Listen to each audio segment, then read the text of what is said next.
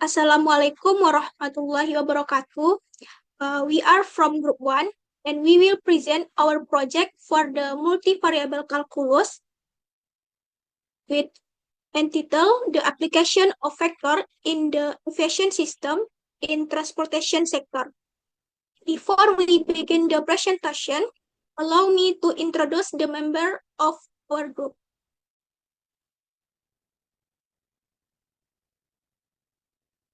First, Aidil Adha, with student identity number is 23029001. Second, Anggi Kurnia Putri, 23029002. Third, Anissa Fakrianti, with student identity number is 23029004. Fourth, Hanif Mutia Pratiwi, with student identity number is 23029018. 5. Indah Tricahyanti, with student identity number is 23029020. And last, Nuraini, with student identity number is 23029140.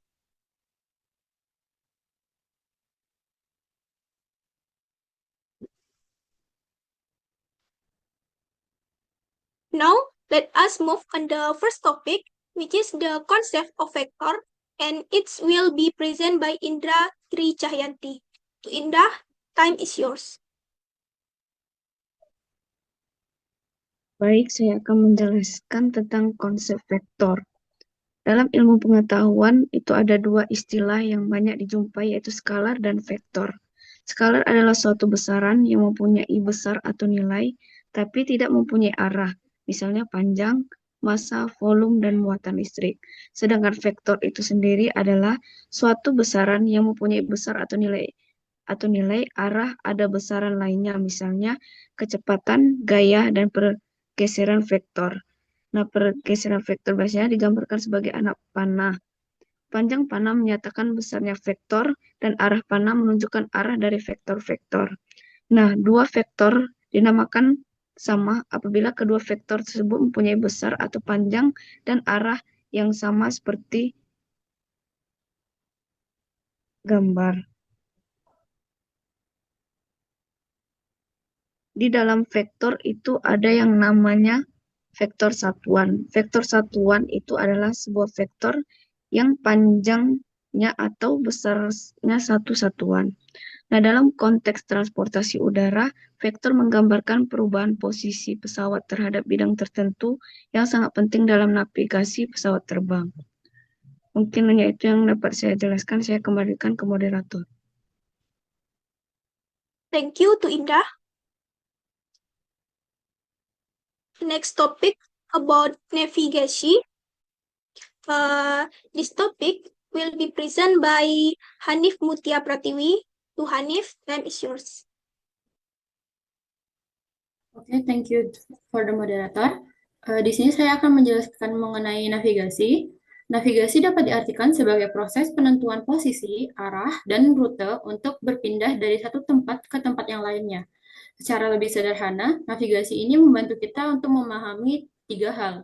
Yang pertama itu mengenai di mana posisi kita pada saat ini, kemudian yang kedua itu kemana tujuan kita akan pergi, dan yang ketiga itu jalur mana yang harus kita pilih untuk dapat sampai ke tempat tujuan kita tersebut. Navigasi ini sangatlah umum kita dengar dalam kehidupan kita sehari-hari. Sebagai contoh, dalam kehidupan sehari-hari itu pada handphone yang kita miliki itu terdapat GPS dan juga Google Map yang dapat membantu kita dalam mencari suatu alamat. Kemudian dalam pesawat, navigasi itu dapat diartikan sebagai proses pemantauan dan pengendalian pesawat dari satu tempat ke tempat lainnya. Navigasi ini mengharuskan pengetahuan posisi saat ini dan posisi tujuan untuk menentukan arah yang tepat. Lantas mengapa navigasi ini sangatlah penting? Itu dikarenakan navigasi, karena tanpa adanya navigasi, pesawat bisa saja tersesat, salah arah, atau salah memilih jalur penerbangan, atau bahkan mengalami kecelakaan. Sebagai contoh, navigasi ini sangatlah penting saat cuaca buruk atau saat penerbangan dilakukan pada malam hari tanpa pandangan visual yang jelas. Kemudian teknik navigasi ini dibedakan menjadi dua. Yang pertama itu secara tradisional dan yang kedua itu secara modern. Navigasi secara tradisional maksudnya yaitu pilot menentukan arah dengan mengamati bintang, matahari, kompas, dan peta. Contoh dari teknik navigasi tradisional ini dilakukan oleh para pelaut dan pilot pada zaman dahulu, sebelum teknologi satelit dikembangkan. Kemudian kita masuk ke teknik yang kedua, yaitu teknik modern. Pada navigasi modern, pesawat menggunakan GPS, radar, dan sistem komputer yang dapat menunjukkan posisi secara real-time. Maka sudah jelas bahwa teknik navigasi modern ini memiliki beberapa keuntungan, di antaranya yaitu navigasi secara modern ini lebih akurat, lebih cepat, dan yang pastinya lebih aman untuk pesawat. Sekian penjelasan dari saya kembalikan kepada moderator. Okay, thank you to Hanif. Next topic about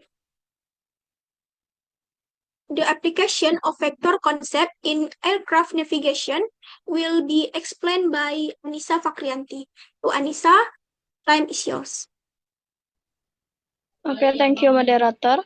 Konsep vektor pada navigasi pesawat.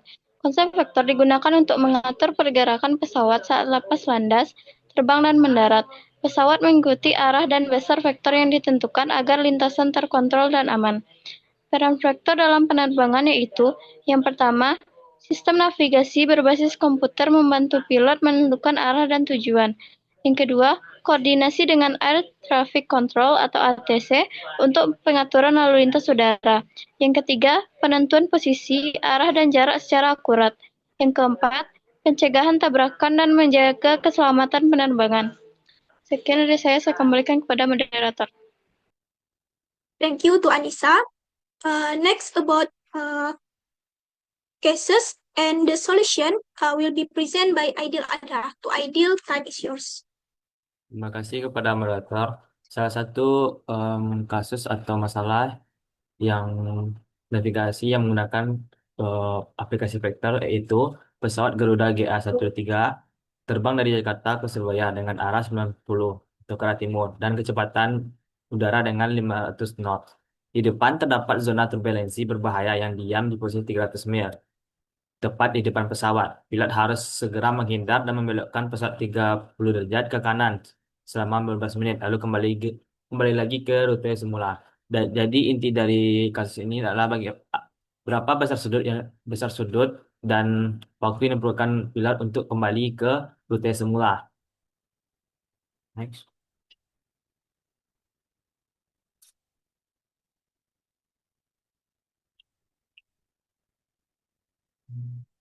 Oke, untuk penyelesaiannya kita ketahui dulu beberapa vektor. Yang pertama itu adalah vektor awal atau rute awal dari pesawat tersebut yaitu V1 yaitu 500 knot dengan sudut 90. Itu sama dengan vektor 500,0 knots. Kemudian vektor manuver atau perpindahan eh, pesawat tadi yaitu dengan 500 knot dengan sudut 120. Itu kita dapat mencarinya dengan menggunakan komponen yaitu 500 dikali dengan cos 120 derajat itu sama dengan negatif 250. Kemudian 500 dikali dengan sin 120 atau itu sama dengan 433 knot. Jadi 500 knot dengan sudut 120 itu sama dengan vektor 250,443 knots. Kemudian kita eh, mencari posisi setelah 15 menit atau posisi kedua yaitu dengan posisi awal pesawat itu adalah P1. Posisi pesawat itu P1. P1 itu adalah V2 dikali dengan waktunya 15 menit atau itu sama dengan 0,25 jam. Jadi kita kalikan vektor manuver dikali dengan waktunya sehingga kita mendapatkan vektor yaitu negatif 62,5,108,25 mil. Kemudian kita ketahui juga posisi zona berbahaya yang harus dihindari oleh pesawat yaitu 300 mil di arah 90 atau itu sama dengan vektor 300,0 mil. Next.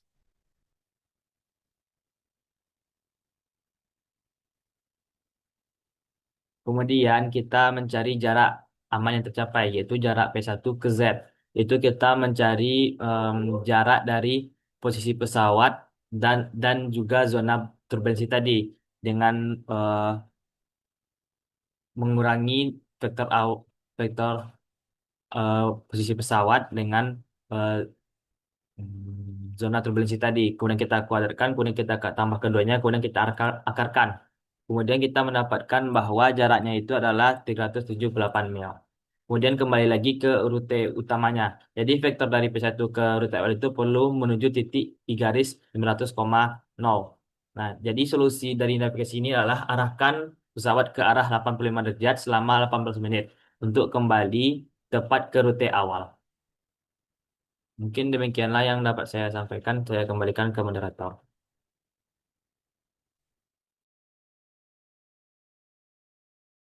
Okay, thank you to Aidil Adha.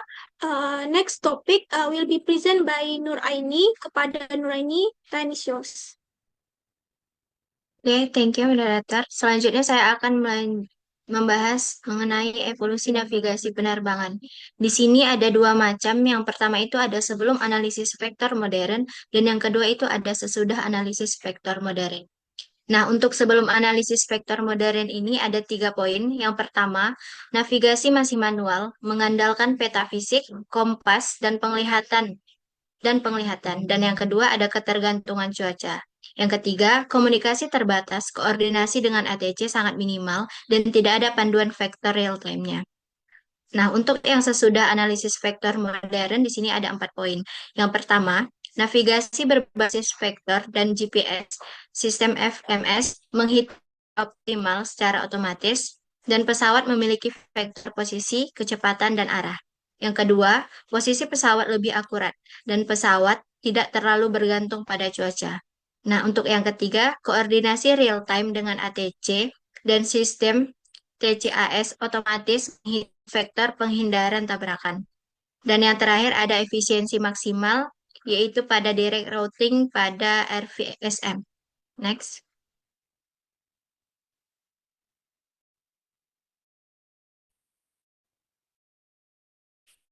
Nah, selanjutnya ada kesimpulan.